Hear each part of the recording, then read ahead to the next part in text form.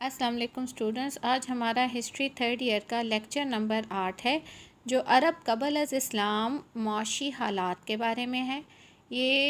اس سے پہلے کے جو لیکچرز ہیں اس میں ہم لوگوں نے عرب کی مذہبی حالات، سیاسی اور معاشرتی حالات کو ڈسکس کیا۔ آج ہم معاشی حالت جو ہے وہ دیکھیں گے کہ اسلام سے پہلے عربوں کی معاشی حالت کیا تھی، ان کا ذریعہ معاش کیا تھا۔ سب سے پہلے ہم لوگ جس ذریعے کو ڈسکس کریں گے اس وقت وہ ہے زراعت۔ یہ لوگ جو تھے تقریباً عرب کی جو زمین تھی وہ بنجر تھی اور یہاں پر زیادہ تر زراعت ممکن نہیں تھی۔ یہاں پر غربا کی تعداد زیادہ تھی اور ان لوگوں کو بہت امیر سمجھا جاتا تھا جو کسی باغ کے یا کسی نخلستان کے مالک ہوتے۔ ایران اور روم، جیسے آپ لوگوں کو میپ میں بھی نظر آ رہا ہے کہ روم اور ایران جو ہیں یہ عرب کے قریب قریب ہیں، دونوں ریاستیں۔ یہ دیکھیں اوپر کی طرف نارتھ میں آپ کو فلسطین اور شام جہاں پر لکھا ہوا نظر آ رہا ہے، یہ اصل میں رومن ایمپائر کا حصہ تھا، جبکہ ایران جو ہے یہ خلیج فارس کے ساتھ اس سائٹ پر ہے۔ یہ ایران ہے جس کو اس وقت ہم لوگوں نے لکھا تو نہیں ہے، لیکن بہرحال یہ ایران ہے۔ یہ ایرانین جو ہے وہ ایمپائر ہے جہاں پر ان دونوں ریاستوں کے جو وفادار تھے یہ کیا تھے، ان کے پاس دولت بھی تھی کیونکہ انہیں ملازمتیں وغیرہ مل جاتی تھیں اور وہ ان جو ہے ممالک کی خوشحالی سے کافی فائدہ بھی اٹھا رہے ہوتے تھے۔ اس پوری سرزمین میں چونکہ کھیتی باڑی بہت کم تھی، اس وجہ سے زیادہ تر جو لوگ تھے ان کو جو ہے وہ کیا کرتے تھے، وہ عام پیداوار کھجور زیادہ تر ان کی کاشت ہوتی تھی جو ریگستان کے باشندوں کی خوراک بھی مہیا کرتی اور ان کی لکڑی اور پتے مکان بنانے کے لیے بھی استعمال ہوتے۔ البتہ یثرب جو کہ مدینہ کا پرانا نام ہے، اس میں باقاعدہ کھیتی باڑی کی جاتی۔ وہاں کھجوروں کے باغات کے علاوہ غلہ کی فصلیں بھی کافی کاشت ہوتیں۔ مدینہ کے ارد گرد یہودیوں کی آبادیاں بھی بہت خوشحال تھیں اور مدینہ کے ساتھ اگر آپ اوپر دیکھیں میپ میں تو آپ کو مدینہ کے بالکل اوپر خیبر کا شہر نظر آ رہا ہے۔ خیبر بیسیکلی جو ہے یہودیوں کا ایک شہر تھا اور یہ بھی کافی خوشحال تھا، ٹھیک ہے۔ دوسرا جو ذریعہ معاش جو ہے وہ عربوں میں بہت زیادہ تھا وہ تھا تجارت۔ زرعی اعتبار سے چونکہ پسماندہ تھے یہ لوگ، کیونکہ بہت بڑے بڑے جو شہر تھے ان میں کہیں کہیں بہرحال کھیتی باڑی ہو سکتی تھی، زیادہ تر ریگستان ہونے کی وجہ سے زیادہ تر جو لوگ تھے وہ تجارت کرتے تھے، خاص طور پر مکہ کے لوگ تجارت کرتے تھے۔ مکہ کے لوگ جو ہیں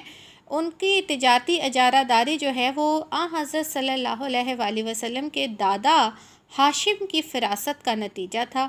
جنہوں نے نجاشی شاہ حبشہ کا ٹائٹل ہوتا تھا، حبشہ کا جو بھی بادشاہ ہوتا تھا اس کو نجاشی کہا جاتا تھا، ٹھیک ہے۔ شاہ حبشہ، حاکم یمن، ٹھیک ہے، یمن یہ آپ لوگ دیکھ رہے ہیں بالکل نیچے کی طرف۔ اچھا، کیسر روم اور کسرا جو ایران کا جو ہے وہ بادشاہ کا ٹائٹل ہوتا تھا، ان سب سے انہوں نے تجارتی منشور حاصل کیے تھے، یعنی کہ تجارتی اجازت نامے، جس کی وجہ سے جو عرب کے قبیلے تھے یا عرب کے قافلے تھے وہ ان ممالک میں بلا روک ٹوک آ جاتے تھے۔ عربوں میں جو مکہ کے قافلے تھے ان کو ایک اور سعادت بھی حاصل تھی، وہ یہ تھی کہ مکہ میں خانہ کعبہ کی وجہ سے اور خانہ کعبہ کی جو ہے وہ مذہبی سیادت ہونے کی وجہ سے یا مذہبی طور پر لیڈرشپ ان کے پاس ہونے کی وجہ سے ان کے جو قافلے ہوتے تھے وہ ڈاکہ زنی سے محفوظ رہتے تھے، اور اس کی وجہ سے کبھی کبھی یہ بھی ہوتا تھا کہ عرب کے دوسرے قبائل بھی ان کے اثر و رسوخ کی وجہ سے قریش سے لائسنس لیتے یا اپنے ساتھ مکہ سے کوئی ایک رہنما ساتھ لے جاتے تاکہ مکہ کے رہنما کی وجہ سے ان کے قافلے بھی تجارت کے لیے جاتے ہوئے ڈاکوؤں سے محفوظ رہیں، ٹھیک ہے۔ یہ آپ اس وقت میپ میں اگر آپ دیکھیں تو آپ کو نظر آ رہا ہوگا کہ یمن کے بالکل اوپر آپ کو مکہ کے بالکل اوپر مدینہ اور مدینہ کے بالکل اوپر خیبر نظر آ رہا ہے، جو اگر آپ دیکھیں تو یہ جو ہے مکہ کا جو تجارتی رستہ ہے وہ مدینہ سے ہوتے ہوئے گزر رہا ہے، ٹھیک ہے۔ اور یہی چیز تھی جس نے بعد میں جب حضرت صلی اللہ علیہ وآلہ وسلم مدینہ کی طرف ہجرت کر گئے،